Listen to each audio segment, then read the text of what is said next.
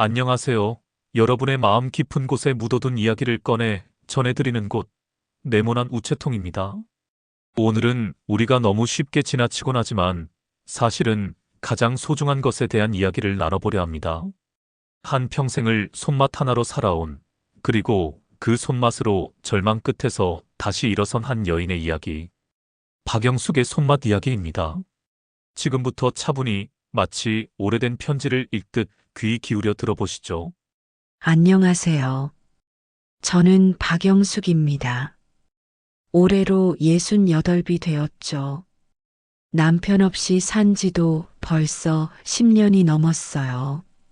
매일 새벽 4시면 눈이 떠집니다.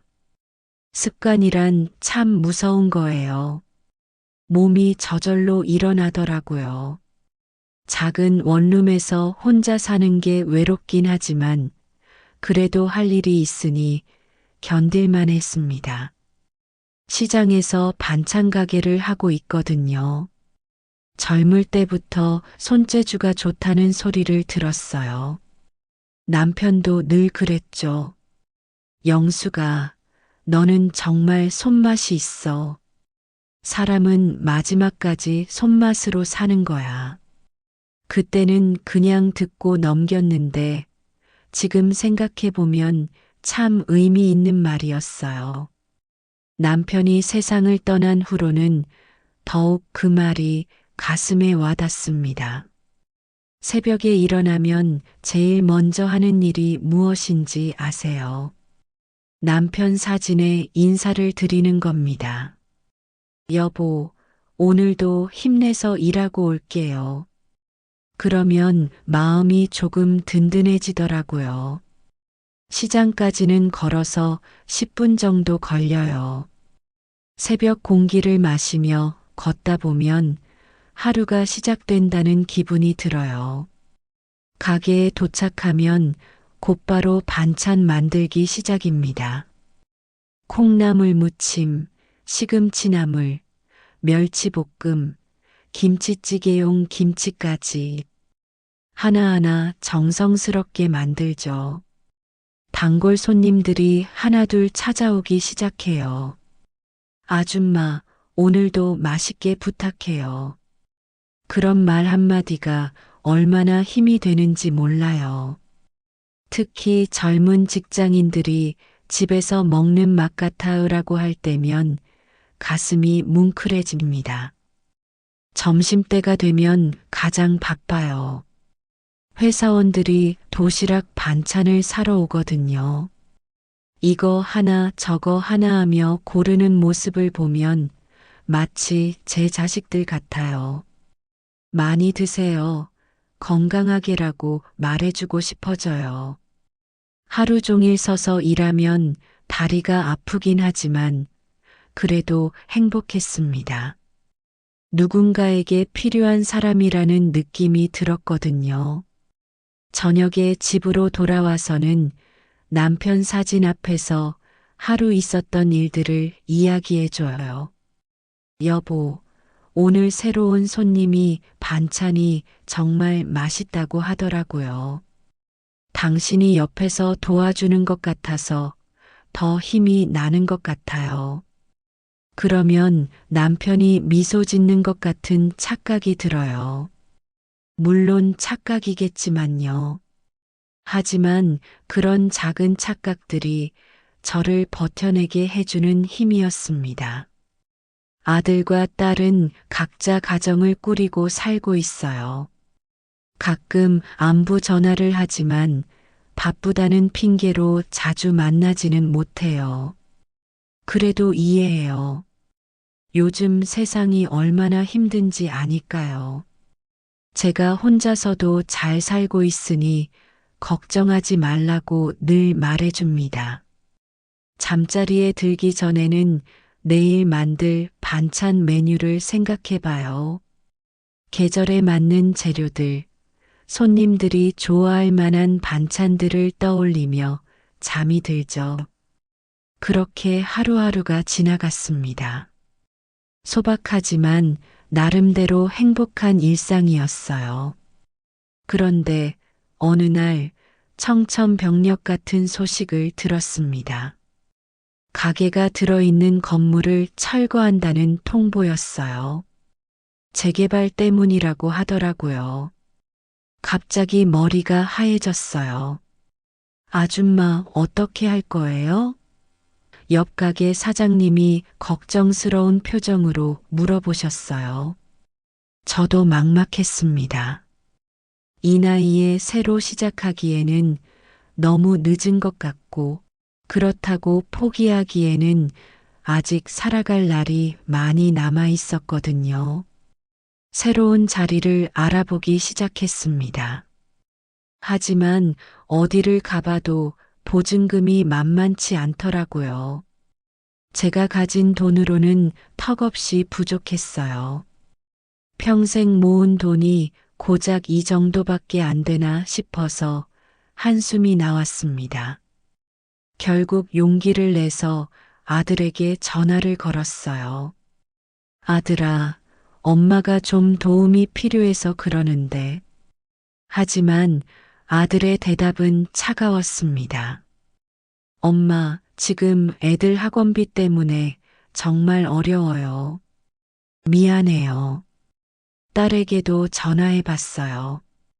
딸아, 엄마가 가게 때문에. 딸의 반응도 비슷했습니다. 엄마, 우리 남편이 사업 실패해서 정말 힘들어요. 정말 미안해요. 전화를 끊고 나서 한참을 멍하니 앉아 있었어요. 내 자식들이 이렇게까지 냉정할 줄은 몰랐거든요. 물론 각자 사정이 있다는 걸 이해하지만 그래도 서운했습니다. 시간은 계속 흘러가는데 해결책은 보이지 않았어요. 철거 날짜는 점점 다가오고 새로운 자리는 구하지 못하고 밤마다 잠이 오지 않았습니다. 남편 사진을 보며 하소연했어요. 여보, 어떻게 하면 좋을까요? 정말 막막해요. 그러던 어느 날 누군가가 사채를 소개해 줬습니다. 이자는 좀 높지만 급할 때 쓸 수 있다고 하더라고요. 평소라면 절대 손도 대지 않았을 일이에요. 하지만 상황이 너무 급박했습니다. 한 번만, 정말 한 번만 쓰고 빨리 갚으면 되겠지. 그런 생각으로 사채를 쓰기로 결심했어요. 지금 생각해 보면 그때가 모든 불행의 시작이었습니다. 하지만 그때는 다른 선택지가 없다고 생각했어요. 새로운 가게 자리를 구했을 때는 정말 기뻤습니다. 이제 다시 시작할 수 있겠구나. 그런 희망이 생겼거든요. 하지만 그 희망은 오래가지 못했어요. 새로운 곳은 접근성이 좋지 않았고 단골 손님들이 찾아오기 어려운 위치였습니다. 매출이 예전의 절반도 안 되더라고요. 그런데 사채 이자는 매달 나가야 했어요. 점점 숨이 막혀왔습니다. 이래서는 안 되는데, 이래서는 안 되는데, 매일 그런 생각만 했어요.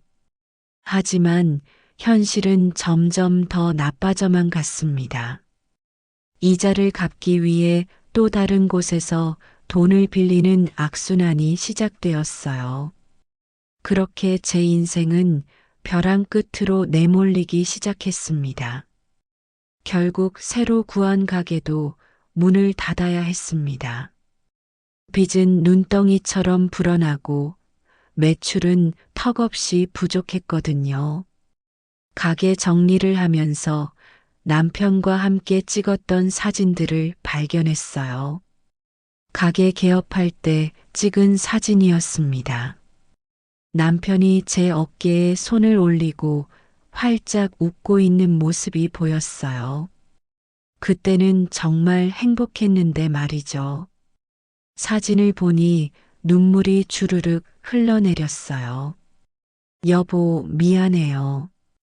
당신이 그렇게 아끼던 가게를 이렇게 만들어서 시장 상인 친구들이 걱정해서 찾아왔어요. 영수가 괜찮냐? 뭔가 도와줄 일이 없나?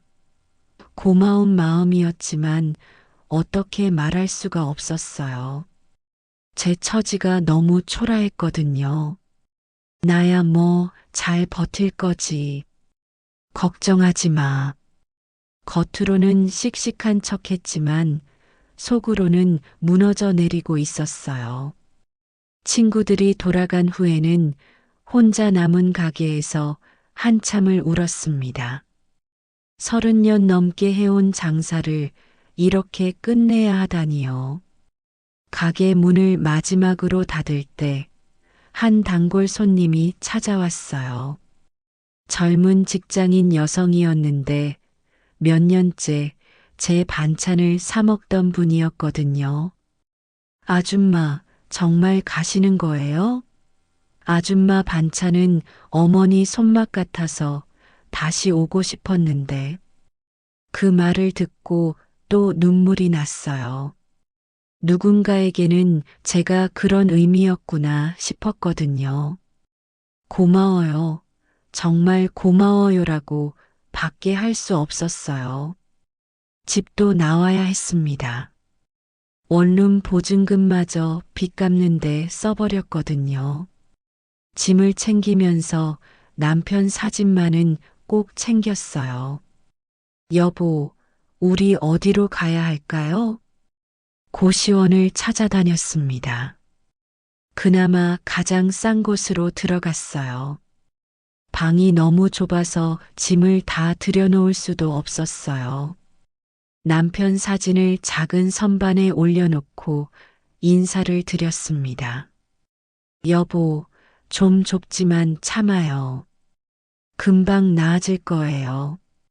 하지만 상황은 나아지지 않았어요.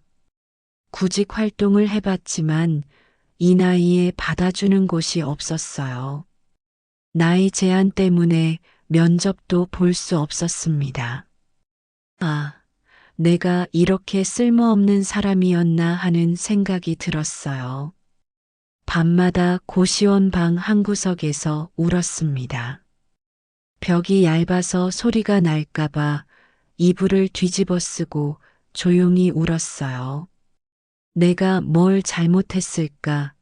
내가 뭘 잘못했을까? 그런 생각만 계속 들었거든요. 빚쟁이들의 전화는 하루에도 몇 번씩 왔어요. 언제 갚을 거냐? 이자라도 넣어라 하는 소리를 들을 때마다 가슴이 철렁 내려앉았습니다. 전화를 받기가 무서워서 아예 꺼놓고 지냈어요. 며칠 굶는 일도 생겼습니다. 편의점에서 할인하는 김밥으로 하루를 버티기도 했고요.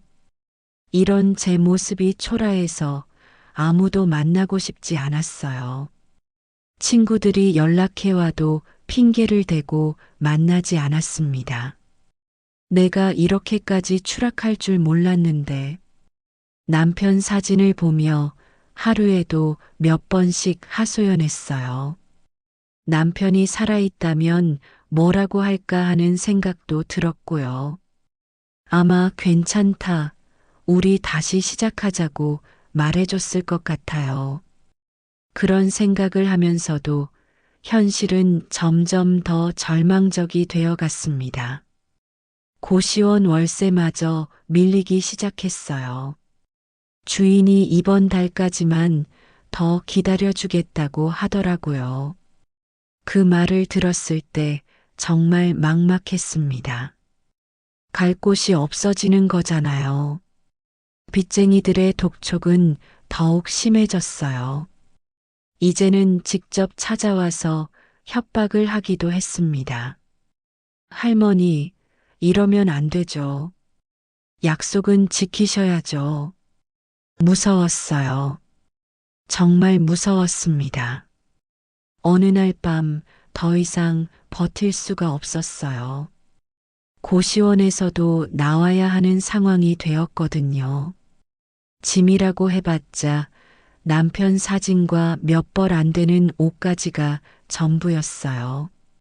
여보, 우리 정말 어디로 가야 할까요? 남편 사진에게 물어봤지만 대답은 없었죠.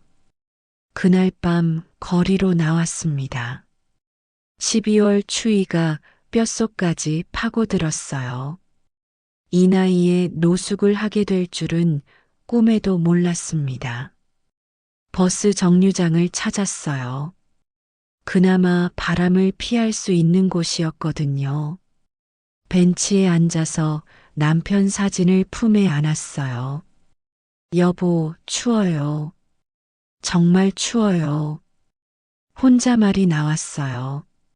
며칠을 그렇게 버텼어요. 낮에는 도서관이나 은행 같은 따뜻한 곳에서 시간을 보내고 밤에는 버스 정류장에서 잠을 청했죠. 몸이 점점 약해지는 게 느껴졌어요. 사람들이 지나가면서 저를 이상하게 쳐다봤어요. 옷도 며칠째 같은 걸 입고 있고 씻지도 못해서 냄새도 났을 거예요. 부끄러웠어요. 이런 제 모습이 너무나 부끄러웠습니다. 내가 왜 이렇게 살고 있을까? 그런 생각이 계속 들었어요. 차라리 이 세상을 떠나는 게 나을 것 같다는 생각도 했습니다. 하지만 남편 사진을 보면 그럴 수가 없었어요. 여보, 조금만 더 버텨볼게요. 어느 날 오후 정말 한계에 다다랐어요. 며칠째 제대로 먹지 못해서 몸에 힘이 하나도 없었거든요. 버스 정류장 벤치에 앉아 있다가 갑자기 현기증이 났어요. 이상하다. 그 순간 의식을 잃고 쓰러졌어요. 정신을 잃기 직전에 이제 정말 끝인가라는 생각이 들었습니다. 남편에게 먼저 가는 건가 싶기도 했고요. 깨어났을 때는 어떤 따뜻한 곳에 누워 있었어요. 천장이 낯선 곳이었습니다. 어디지? 여기가 어디지? 몸을 일으켜 세우려고 하는데 힘이 없더라고요. 깨셨네요. 괜찮으세요? 젊은 여성의 목소리가 들렸어요. 뒤돌아보니 30대 중반쯤 되어 보이는 여성이 걱정스러운 표정으로 저를 보고 있었습니다. 저는 김아린이라고 해요. 할머니가 쓰러져 계셔서 데려왔어요. 할인이라는 이름의 그 여성은 정말 천사 같았어요. 배고프시죠? 죽 끓여놨어요 라고 하면서 따뜻한 죽을 가져다 줬습니다. 얼마 만에 먹는 따뜻한 음식인지 몰라요. 고맙습니다. 정말 고맙습니다. 눈물이 주르륵 흘러내렸어요. 이런 절망적인 상황에서 이렇게 도와주는 사람이 있다는 게 믿어지지 않았거든요. 할인 씨의 마음씨가 얼마나 고마운지 모르겠어요. 그렇게 저는 절망의 끝자락에서 한 줄기 희망의 빛을 만났습니다. 할인 씨는 근처에서 작은 퓨전 식당을 운영하고 있다고 했어요. 혼자서 요리도 하고 서빙도 하는 작은 가게였죠. 부모님 없이 자라서 어르신들 보면 정이 가요라고 말하더라고요. 할머니, 며칠만 여기서 쉬세요. 괜찮아요. 그런 말을 들었을 때 정말 고마웠어요. 하지만 한편으로는 미안했습니다. 내가 이렇게 민폐만 끼치는구나 하는 생각이 들었거든요. 이미 충분히 도움을 받았는데 더 이상 폐를 끼칠 수는 없었어요. 할인 씨, 정말 고마워요. 하지만 이제 가야겠어요. 그러자 할인 씨가 제 손을 잡더라고요. 할머니, 혹시 요리 좀 아세요? 사실 저 혼자 식당 하기가 좀 벅차거든요. 도와주실 수 있으면 정말 좋을 텐데요. 그 말을 듣고 깜짝 놀랐어요. 저 같은 처지의 사람을 도와달라니요. 하지만 저는 요즘 음식을 제대로 해본 지도 오래됐고 망설였지만 할인 씨는 계속 부탁했어요. 괜찮아요. 손맛 좀 알려주세요. 할머니 같은 분의 손맛이 필요해요. 결국 며칠만 도와드리기로 했어요. 오랜만에 주방에 서니 묘한 기분이 들었습니다. 칼을 잡은 손이 떨렸어요. 예전 같지 않을 것 같아서 걱정됐거든요. 하지만 막상 시작해보니 몸이 기억하고 있더라고요. 무 하나를 썰어도 예전 솜씨 그대로였어요. 아, 내가 이런 걸 할 줄 알았지 하는 생각이 들면서 마음이 뿌듯했습니다.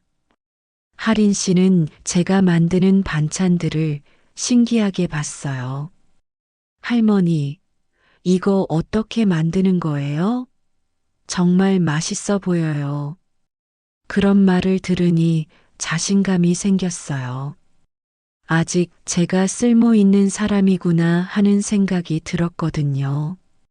첫날은 간단한 반찬 몇 가지만 만들었어요. 콩나물 무침, 시금치나물, 멸치볶음 같은 기본적인 것들이었죠. 하지만 할인 씨가 너무 좋아했어요. 할머니, 이 맛이에요. 바로 이런 맛을 찾고 있었어요. 손님들 반응도 좋았어요. 이 반찬 누가 만든 거예요? 정말 맛있네요 라고 하는 말을 들으니 가슴이 뿌듯했습니다. 오랜만에 누군가에게 인정받는 기분이었어요. 할인 씨와 함께 일하면서 점점 친해졌어요. 저녁에 같이 식사를 하면서 서로 이야기를 나눴죠. 할인 씨는 어려서 부모님을 잃고 혼자 자랐다고 했어요. 그래서 가족 같은 따뜻함을 느끼고 싶어 했나 봐요. 할머니가 여기 계시니까 정말 든든해요. 마치 엄마가 생긴 것 같아요. 그런 말을 들으니 제 마음도 따뜻해졌어요. 저도 할인 씨가 제 딸 같은 느낌이 들었거든요. 오랫동안 느끼지 못했던 가족의 따뜻함을 다시 느낄 수 있었어요. 며칠이 지나면서 저도 점점 활기를 찾았어요. 매일 아침 일어나는 게 기대됐습니다. 오랜만에 할 일이 생긴 거잖아요. 그것도 제가 잘할 수 있는 일이었으니까요. 할인 씨는 제가 만든 반찬들을 메뉴에 추가했어요. 할머니 손맛 반찬이라는 코너를 만들어서 판매하기 시작했죠. 처음에는 조금 부끄러웠지만 손님들이 좋아하는 모습을 보니 뿌듯했어요. 그렇게 저는 새로운 시작을 할 수 있게 되었습니다. 절망의 끝에서 만난 할인 씨 덕분이었어요. 일주일이 지나니 확실히 손님들이 늘어났어요. 특히 제가 만든 된장 무침과 고등어 조림을 찾는 분들이 많았습니다. 이 맛이야, 바로 이 맛이라고 말하는 손님들을 보면 가슴이 뿌듯했어요. 할인 씨가 신기해하며 말했어요. 할머니, 이거 그냥 반찬이 아니에요. 추억을 담은 요리라니까요. 손님들이 먹으면서 고향 생각을 한다고 하시던데요. 그런 말을 들으니 남편이 했던 말이 생각났어요. 사람은 마지막까지 손맛으로 산다던 그 말이요. 정말 그런 것 같았어요. 제 손끝에서 나온 음식이 누군가에게는 소중한 추억이 되는 거잖아요. 어느 날 낯선 남성이 식당에 들어왔어요. 혹시 여기서 반찬 만드시는 할머니 계세요? 하고 물어보더라고요. 신문 기자라고 자기소개를 했습니다. 누군가가 저희 이야기를 알려줬다나 봐요. 할머니의 사연을 듣고 싶어서 왔어요. 인터뷰 좀 해주실 수 있을까요? 처음에는 부끄러웠어요. 제 처참했던 과거를 다른 사람에게 이야기한다는 게 쉽지 않았거든요. 하지만 하린 씨가 할머니 이야기가 누군가에게 희망이 될 수도 있어요 라고 말해줘서 용기를 냈습니다. 기자님께 제 이야기를 했어요. 남편을 잃고 혼자 반찬 가게를 하다가 철거로 인해 어려움을 겪었던 것, 자식들에게 도움을 청했지만 거절당했던 것, 사채를 쓰게 되면서 벼랑 끝으로 내몰렸던 것까지 모든 걸 솔직하게 말씀드렸어요. 그런데 하린 씨를 만나면서 새로운 희망을 찾았어요. 제 손맛이 아직도 누군가에게는 소중하다는 걸 알게 됐거든요. 기자님이 진지하게 들어주셨어요. 정말 감동적인 이야기네요. 많은 분들이 희망을 얻으실 것 같아요. 그렇게 인터뷰가 끝났죠. 며칠 후 신문에 기사가 실렸어요. 시장 할머니의 손맛, 청년 식당에서 부활하다라는 제목이었어요. 하린 씨가 신문을 보여주면서 할머니 유명해지셨어요 라고 웃으며 말했습니다. 기사가 나간 후부터 손님들이 몰려들기 시작했어요. 신문을 보고 왔다는 분들이 많았어요. 할머니 손맛 반찬 먹으러 왔어요 라고 하시면서요. 정말 신기했습니다. 특히 중년 여성분들이 많이 찾아왔어요. 우리 엄마 손맛 같아요 라고 하시면서 눈물을 글썽이시는 분도 계셨어요. 그럴 때마다 제 마음도 뭉클해졌습니다. 제 음식이 누군가의 그리움을 달래주고 있구나 하는 생각이 들었거든요. 방송국에서도 연락이 왔어요. 아침 프로그램에서 저희 이야기를 소개하고 싶다고 하더라고요. 처음에는 제가 방송에 나가도 될까요? 라고 걱정했지만 하린 씨가 용기를 주었어요. 할머니 이야기가 많은 분들에게 힘이 될 거예요. 방송 촬영 날 정말 떨렸어요. 카메라 앞에서 요리하는 것도 처음이고 제 이야기를 하는 것도 부끄러웠거든요. 하지만 막상 시작하니 평소처럼 자연스럽게 할 수 있었어요. 이 된장 무침은 제 남편이 가장 좋아했던 반찬이에요. 된장 한 숟가락에도 정성을 담아야 해요. 그렇게 말하면서 요리를 했더니 진행자분이 정말 집에서 먹던 맛이에요라고 감탄했어요. 그 순간 정말 뿌듯했습니다. 방송이 나간 후에는 더욱 많은 손님들이 찾아왔어요. 식당이 항상 북적거렸습니다. 하린 씨는 할머니 덕분에 식당이 대박 났어요 라고 기뻐했지만 저는 하린 씨 덕분이라고 생각했어요. 손님이 많아지면서 일도 바빠졌지만 행복했어요. 오랜만에 제가 누군가에게 꼭 필요한 사람이라는 느낌을 받았거든요.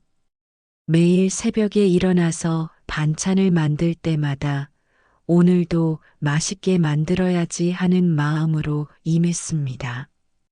어느 날 저녁 하루 일을 마치고 하린 씨와 함께 앉아 있는데 하린 씨가 말했어요. 할머니가 여기 오시고 나서 제 인생도 바뀐 것 같아요.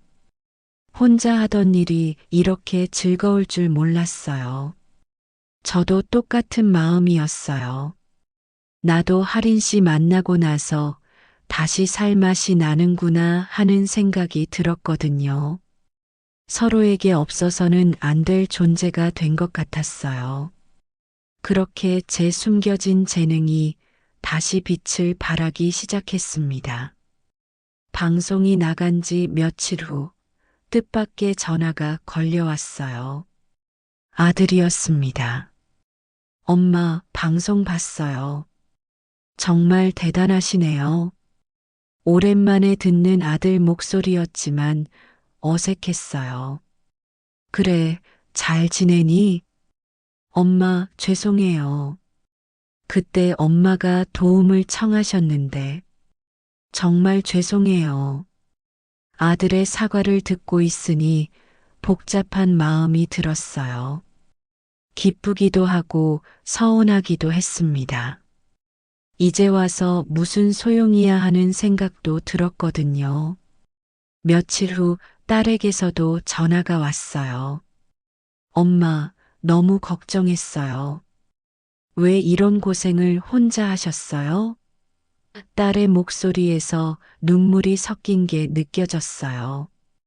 괜찮다. 이제 잘 살고 있으니까 걱정 말아라. 엄마, 이제라도 모시고 싶어요. 우리 집으로 오세요. 그런 말을 들었을 때 솔직히 마음이 흔들렸어요. 자식들이 다시 저를 찾아주는 게 기뻤거든요. 하지만 한편으로는 화가 났습니다. 제가 성공하니까 이제 와서 그러는 것 같아서요. 주말에 아들과 딸이 함께 식당을 찾아왔어요. 얼마 만에 보는 제 자식들인지 몰라요. 많이 늙어 보였어요. 아들은 머리가 반쯤 벗어져 있었고, 딸은 주름이 깊어져 있었습니다. 엄마, 정말 죄송해요. 둘 다 고개를 숙이고 사과했어요. 하지만 저는 쉽게 용서할 수 없었습니다. 그동안 겪었던 고통이 한순간에 사라지는 건 아니었거든요. 너희가 필요할 땐 없더니 이제 와서 무슨 낯으로. 차가운 말이 나왔어요. 아들과 딸이 당황하는 표정을 보니 마음이 아팠지만 그래도 할 말은 해야겠다 싶었어요. 엄마가 얼마나 힘들었는지 알기나 하냐? 거리에서 잠을 잤다는 걸 알기나 하냐? 제 목소리가 떨렸어요. 그동안 참아왔던 서운함이 터져 나온 거였어요. 아들과 딸이 눈물을 흘렸지만 저는 돌아서서 주방으로 들어갔어요. 하린 씨가 걱정스러운 표정으로 제게 물어봤어요. 할머니, 괜찮으세요? 저는 괜찮다고 말했지만 사실은 마음이 복잡했어요. 며칠 후 또 아들에게서 전화가 왔어요. 엄마, 한 번만 더 기회를 주세요. 정말 후회하고 있어요. 그런데 이상하게 아들의 목소리가 예전과 달랐어요. 진심이 느껴졌거든요. 주말에 손주들과 함께 다시 찾아왔어요. 초등학생인 손주가 제게 다가와서 말했어요. 할머니 반찬 먹고 싶어요. 아빠가 할머니가 정말 맛있게 요리하신다고 했어요. 그 순간 마음이 무너져 내렸어요. 아이의 맑은 눈을 보니 더 이상 차갑게 굴 수가 없었거든요. 손주 머리를 쓰다듬으면서 눈물이 났어요. 그래, 할머니가 맛있는 거 만들어 줄게. 주방에서 손주가 좋아할 만한 반찬들을 만들었어요. 달걀말이, 멸치볶음, 콩자반까지. 정성스럽게 하나하나 만들었죠. 손주가 와 정말 맛있어요 라고 하면서 잘 먹는 모습을 보니 가슴이 뭉클했어요. 그때 남편이 했던 말이 다시 생각났어요. 사람은 마지막까지 손맛으로 산다. 정말 그런 것 같았어요. 제 손맛으로 가족을 다시 모을 수 있게 된 거잖아요. 아들과 딸에게 말했어요. 완전히 용서하지는 못하겠다. 하지만 조금씩 다시 시작해보자. 그날 저녁 오랜만에 가족들과 함께 식사를 했어요. 예전 같지는 않았지만 그래도 따뜻한 시간이었습니다. 손주들이 할머니 반찬이 제일 맛있어요 라고 하니까 절로 웃음이 나왔어요. 그렇게 저는 가족과 조금씩 관계를 회복해 나가기 시작했습니다. 몇 달이 지났어요. 아들과 딸과의 관계도 예전만큼은 아니지만 많이 나아졌습니다. 주말마다 손주들이 찾아와서 제 반찬을 먹고 가요. 그럴 때마다 행복해요. 하린 씨와 함께하는 식당 일도 정말 즐거워요. 이제는 완전히 파트너가 된 기분이에요. 하린 씨는 할머니가 있어서 정말 든든해요라고 하고 저도 하린 씨가 있어서 매일이 즐겁습니다. 손님들도 이제는 저를 찾아서 오세요. 할머니, 오늘은 뭐 만드셨어요? 라고 물어보는 단골들이 생겼어요. 그럴 때마다 오늘은 특별히 맛있게 만들었어요 라고 대답해 드리죠. 어느 날 새로운 손님이 오셨는데 알고 보니 예전에 제 반찬을 사 먹던 그 직장인 여성이었어요. 아줌마 정말 찾고 있었어요. 어머니 손맛 같다고 했던 거 기억하세요? 그 말을 들으니 정말 반가웠어요. 그때 그 말이 제게 얼마나 큰 힘이 됐는지 몰라요라고 말씀드렸더니 깜짝 놀라 하시더라고요. 세상은 정말 넓은 것 같으면서도 좁은 것 같아요. 요즘은 매일 새벽에 일어나는 게 기대돼요. 오늘은 어떤 반찬을 만들까? 손님들이 어떤 반응을 보일까 하는 생각으로 하루를 시작합니다. 예전에 혼자 원룸에서 일어날 때와는 완전히 다른 기분이에요. 남편 사진도 이제 식당 한 구석에 모셔두고 있어요. 여보, 봐요. 내가 이렇게 잘 살고 있어요 라고 매일 인사를 드려요. 남편이 정말 기뻐할 것 같아요. 하린 씨가 가끔 할머니, 정말 대단해요. 이런 어려움을 다 이겨내시고라고 말해요. 하지만 저는 혼자였으면 못 해냈을 거야 라고 답해요. 정말 그래요. 하린 씨가 없었다면 지금의 저는 없었을 거예요. 가끔 예전 시장 친구들이 찾아와요. 영수가 정말 대단하다. 우리도 힘이 나네라고 말해주세요. 그럴 때마다 나도 이렇게 될 줄 몰랐어라고 웃으며 대답해요. 아들과 딸도 이제는 자주 연락을 해요. 완전히 예전 관계로 돌아간 건 아니지만 그래도 많이 가까워졌어요. 엄마 건강하세요 라는 말을 들을 때마다 마음이 따뜻해져요. 어느 날 저녁 하루 일을 마치고 하린 씨와 함께 앉아서 차를 마시고 있었어요. 창밖을 보니 해가 지고 있었습니다. 정말 평화로운 순간이었어요. 하린아, 나 이 나이에 이런 행복을 느낄 줄 몰랐어. 할머니, 저도 할머니 만나서 정말 행복해요. 가족이 생긴 기분이에요. 그런 대화를 나누면서 정말 감사했어요. 인생이 이렇게 변할 수 있구나 하는 생각이 들었거든요. 가장 절망적이었던 순간에 만난 하린 씨가 제 인생을 완전히 바꿔놓았어요. 다음 날 아침 평소처럼 주방에서 반찬을 만들고 있는데 하린 씨가 웃으면서 말했어요. 할머니, 오늘도 맛있게 부탁해요. 그래, 오늘도 정성껏 만들게. 그렇게 대답하면서 칼을 들었어요. 제 손끝에서 만들어지는 음식들이 누군가에게는 소중한 추억이 되고 누군가에게는 힘이 된다는 걸 알고 있어요. 그게 바로 남편이 말했던 손맛으로 사는 것이겠죠. 점심시간이 되자 손님들이 하나둘 들어오기 시작했어요. 할머니, 안녕하세요라고 인사하는 손님들을 보면서 웃으며 대답했어요. 어서 오세요. 오늘도 맛있게 만들었어요. 그 순간 정말 행복했어요.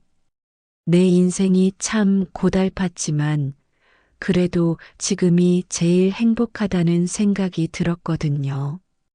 하린 씨와 함께 주방에서 음식을 만들면서 손님들을 맞이하는 이 순간이 제 인생에서 가장 빛나는 시간인 것 같아요. 활짝 웃으며 새로운 하루를 시작하는 제 모습을 보면서 남편도 하늘에서 기뻐하고 계실 거라는 생각이 들었습니다. 오늘 네모난 우체통에 도착한 편지는 박영숙 할머니의 손맛 이야기였습니다. 우리가 나누는 작은 밥상, 한 그릇의 정성이 누군가의 삶을 바꾸고 또 무너진 마음을 다시 일으켜 세울 수 있다는 걸 할머니의 삶이 보여줍니다. 여러분도 오늘 가까운 이에게 따뜻한 한마디를 편지처럼 건네보시는 건 어떨까요? 다시 열릴 다음 우체통 안에는 또 어떤 이야기가 담겨 있을까요? 저는 이 자리에서 기다리겠습니다. 여기는 네모난 우체통이었습니다. 구독, 좋아요, 알람 설정 꼭 부탁드립니다. 오늘도 고운 밤 되세요.